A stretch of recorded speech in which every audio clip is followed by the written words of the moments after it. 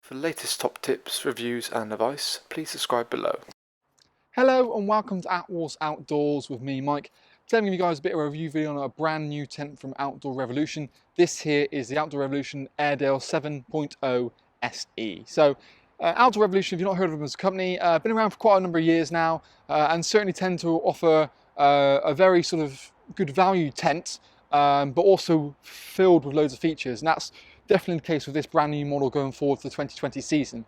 The Airedale is a name that they sort of use across all of their sort of models. It's all down to sort of the 7s, 6s, 8s in terms of how big or so they are. This one with me here is a 7.0, which refers to sleeping 7 people. But in fact, actually, you can actually sleep up to an additional 4 people due to the way it's quite unique in comparison to anything else pretty much on the market.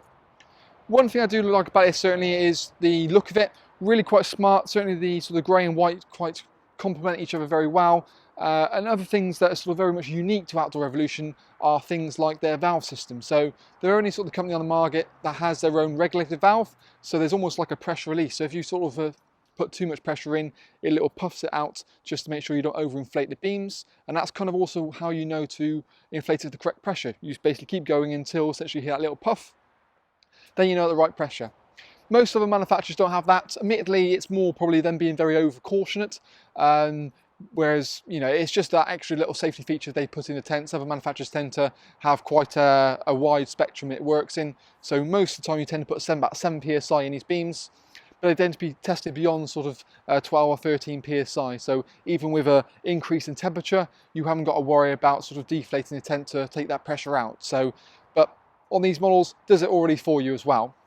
It uses Outdoor Revolution's 180 HD fabric, so it's a really nice strong fabric, 4000mm hydrostatic head, and a quite a nice embossed fabric as well, for it to be quite rugged. And if you get sort of the feel of it, you know, it's got a good amount of weight to it itself.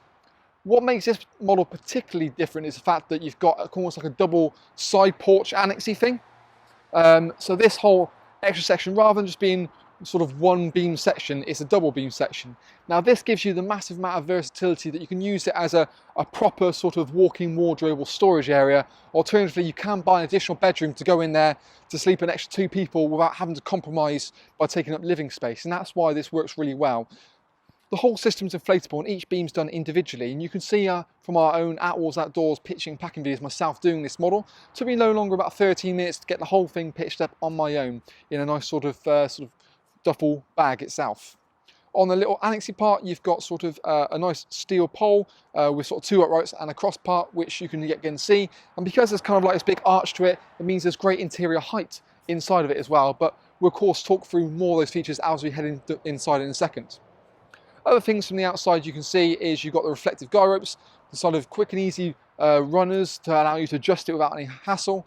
A big mesh panel located in the top part of the sort of canopy area. It's kind of a free zone tent, so you've got sleeping at the back, main living area, and then obviously enclosed canopy area at the front.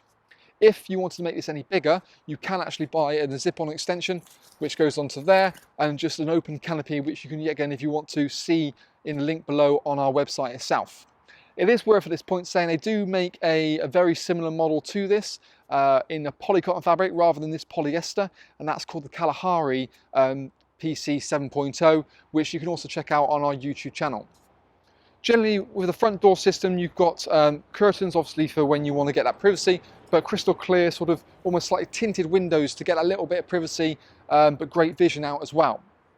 And the door can be rolled from sort of left to right and be put into 3 different sections, obviously a third, 2/3, or fully open if you want to get that extra amount of flexibility.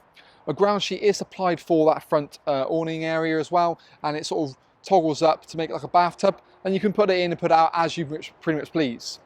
Webbing straps are located on the front and the back to give extra torsion to it as well. And generally, I think, like I said, they're quite nice, smart. There are things like you can actually add an extra point on there if you want to get a bit more if you need to. But generally, it's, you know, it's very much well equipped. We'll head on the inside now and just talk through a few more features about this particular model, which you can't obviously see from the outside. So let's see what's got to offer. So now we're inside the Airedale, you can probably get a bit more of a grasp of certainly the amount of space you've got in the tent, as well as sort of the main zones to the tent. So sleeping at the back, the main living area, and also the nice big open canopy area. What I've done is I'll actually roll the door back to the sides to kind of make this a nice opening area. And you can see again the benefit of actually having the flexibility of having the ground sheet removable or not. And on the corners down here, you can see it's just raised a little bit, just to give that sort of bathtub feel if you want to make that completely enclosed area as and when you want to, which I think works really well if you had the extra sort of canopy, because then you've got your rain safe door. Necessarily if you could have it like this, and again the weather's so unpredictable in the UK, I would probably leave the ground sheet out, or at least fold it in half. That way you can actually have some wet area and a dry space in the main canopy area, just because if it's going to rain, the water's going to come straight down and collect on the ground sheet. We don't want that. Use this as sort of like, say, your wet dry area. Put your shoes, cooking units and stuff in here, and gives you the flexibility that you're not going to have to worry about cleaning it before you go into your lovely, nice, clean living area. Great sort of depth in the canopy as well. Like I said, and certainly the width as well just kind of gives you an extra bit of room. You can actually on a nice day have table and chairs out here, or turn into like a cooking unit. Now, the two side panels, pretty much wherever you see on the tent itself, you've got these like I said, the crystal clear windows. You've also got the benefit of zip-up curtains as well. So zip-up curtains throughout the whole tent, even in the canopy area, to hide everything as you want it to as well. Zip-up curtains work really nicely. It's just simply, you can just unravel it a little bit. Taking up that, getting really nice coverage across the whole awning. Alternatively, if you want to bring it down halfway, you can sort of just do so. Tuck it down like that, and then you've got a little bit of light, but also a level of privacy as well. Alternatively, there's a little pocket located at the bottom, which just means you can kind of fold it up, roll it, and keep it at bay. So that keeps it all neat and tidy down there, and just makes it a bit easier than trying to roll it and toggle it all in one point. So there's a little pocket. On this right hand side here, you've also got a mesh panel, which we saw from the outside. Yeah, again, you can open it up, allow a bit more circulation. I think that sort of lends itself really nicely to having the cooking unit there, just to allow a bit more of an airflow, especially when if you're using gas. Really, you want to make sure you've got a good air throughout the tent and seal up the living area to allow all of that sort of toxic gas to go out and away if need be. Alternatively, like I say, you can use that just as a little retainer down there, so you can roll that up, toggle it down like so if you wanted to, and then just makes it neat and tidy. So we'll just do that for the time being. So it's all done and dusted. The other side's a completely plain window, so yeah, again, you've got the flexibility, and that's why I say that side probably lends itself to cooking, as well as the sort of divisional door goes all the way back pretty much on that side, whereas that is kind of fixed. So yeah, again, it's a bit of a dead space, perfect for putting sort of like a storage unit on this side, and then the cookering on the other side. Into the main living area now, and you've got the middle door, like I said, can be put into two positions, so you can have it sort of half open or fully open, and there is actually a mesh door behind it. So what you can do is, if we open that all the way up, so that goes down like so, you can remove that point there. That will actually just kind of roll away, and there's little retaining points. Let's get that out of the way.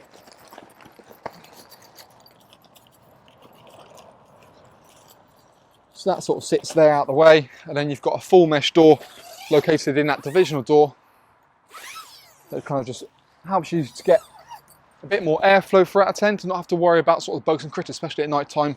It makes it a really nice idea. Alternatively, if you wanted to,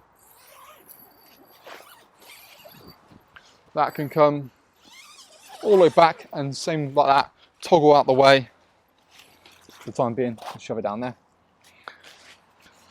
In the main living area, obviously, there's not a bad amount of height in here. When you get to the corners, even so, I'm about 6'2", I can stand up in there. There's a little bit of a gap, but generally, you know, it does feel quite spacious in here, especially as it's sort of the main body of the actual tent itself is 4.45 meters. So that's a great amount of room. And generally, you've got two windows in the section. On the side door here, there's actually a brow canopy, which will grab the camera in a minute and have a bit more of a better look round. But you've got a mesh door as well, to help that circulation, sort of certainly help fight condensation. On the opposite side, we've got that sort of double-sized annex, which I think works really nicely. And you've got the ability, you can put an inner bedroom in there, and there's a little wardrobe pole, which we'll check out in just a moment. Bedding area is kind of situated to be a 7 berth, so a two 2, and then a 3 in here, and you've got a 120, 120, and then a 180 in the middle. And yet again, I think with slightly deeper bedrooms, about 2 meters 30 in the bedrooms, means you can have sort of camp beds or high-rise air beds in here without any problems. Storage pockets located in the front allow you just to kind of declutter the main part of the tent, as well as actually on the inside in here, there's little pockets on the inside just to put things like keys or torches and that sort of thing. Cable entry points from the main outside in is located down each side, so you can have the cable drooping in here and you hook up inside without having to leave the sort of the main door open the whole time. And even into the side area here, there's a little tab, a little Velcro tab, allows you to have that mains cable into the sleeping compartment so you can have your phone on charge at night. Generally, a 120 is sort of, you might struggle to get a sort of big airbed in there, but certainly a compact airbed you have no problem. But really, I can see this being as a very comfy 4-berth or even 5-berth. So you have mum and dad can have in there with a nice airbed and sort of side table each, and then the kids can have a bedroom each or guests to stay. Like I said, you've got a 2-berth bedroom to go into the plus part. Alternatively, the extra 2-berth bedroom goes in the living area, so it goes in there again, just takes up that sort of quarter of your living space. So I feel not many people will probably use it in that manner. Really, that side pod there works out really perfectly for that. Other unique features that are quite unique to Outdoor Revolution are things like their up and down lighters. So these are kind of these almost like lampshades that sort of Velcro on and off, and actually allow with their little Lumi lights. Just sits in there. You can put them on. These are sort of USB chargeable. You can put that on and it helps illuminate the actual tent itself without having to take up any lantern space. But alternatively, you don't want to sort of go for those. You still got a thing like hanging point for lanterns and little Velcro tabs leading down to the cable entry points. And even beneath the doorways as well, to stop as a trip hazard, there's still these Velcro tabs located down here. Just keeps it neat and tidy. So if you want to use other sort of flexible lighting systems that go along the beams, you can still do that. Into the main part of the tent as such, you've got obviously the zip curtains, but there's also tons of ventilation points. So not only have you got things like the side mesh doors we talked about, high level ventilation as well, and also a nice big vent right at the back to certainly help with condensation. Condensation is a real big issue these days, and that's where these tents are having more and more ventilation to help sort of give certainly fight that. And you get condensation happening inside the beams, but you can also check out our sort of condensation video if you wanted to. So what I'll do now is we'll quickly pick up the camera, talk for a few more features about the tent, and give you a bit more of an idea about what's going on.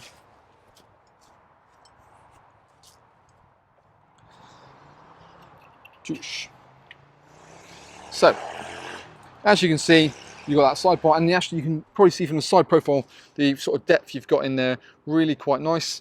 Moving on into the main living area, and you can see that sort of brown canopy as well. So that's going to help you, if it's going to rain, you can sort of use this door as your sort of entrance and exit quite happily in there. Your little storage pockets located down there with your zip for the actual the cable entry going in. Zip dividers between the main bedroom sections as well. So again, you can have that ultimate amount of privacy. Alternatively, you can open it up completely and get one big open bedroom. The bedroom on the left hand side, there's a zip located just at the top. So again, you can unzip that bedroom if you really wanted to and use that as an extra bit of storage space.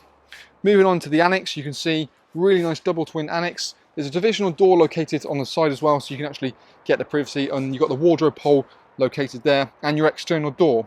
This ground sheet is actually physically sewn in, so you haven't got to worry about any bugs or critters coming in.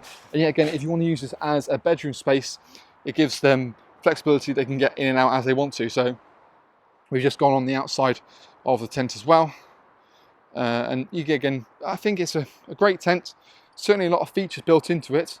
We are going to have the polycotton version of this on display in our showroom, which near enough is exactly the same, just obviously with the fact that it's being a slightly better fabric. But I think as a price point, this is really good value, especially for the size you're getting and the flexibility of that additional kind of annexy area. But it just gives you the opportunity to make it kind of one big open space and use it, like I said, as you want to. So that sort of flexibility with the divisional doors, the side annex to take away all the clutter, just gives you extra room. And the annex actually doesn't really come much further than the side guy ropes, for example. So you're not really making the pitch sort of too big to fit on most standard pitches. But by all means, check that out as well. But that is kind of our Attwoolls video review on the Airedale 7 SE.